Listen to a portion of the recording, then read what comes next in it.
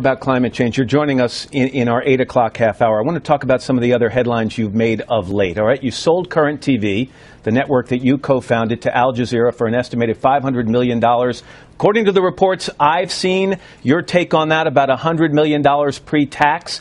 Was that always just an investment to you? Maybe I was naive. I thought it was something that you had an ideological interest in. So why did it become just an investment at the end? Well, it didn't, but I'm proud of what my partner Joel Hyatt and I did with Current TV. We won every major award in television journalism.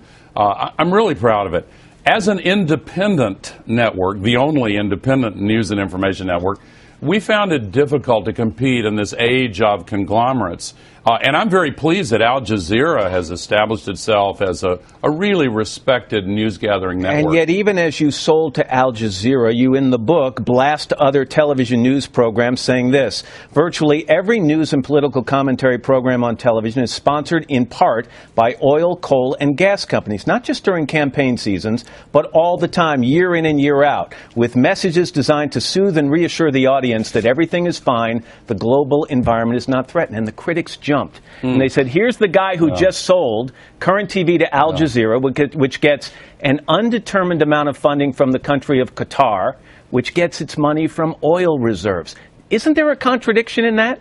I certainly understand that criticism. I disagree with it, because I think Al Jazeera has obviously long since established itself as a really distinguished and effective news-gathering organization. And by the way, its climate coverage has been far more extensive and of high quality than any of the networks. But if they get funding from a country that bases its wealth on fossil fuels, and fossil fuels are the enemy you target in climate change, isn't there a bit of hypocrisy in that? Well, I get the criticism. I just disagree with it, because this network has established itself.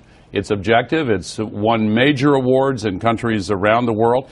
And its climate coverage, as I said a moment ago, has been outstanding and extensive. Let me just end with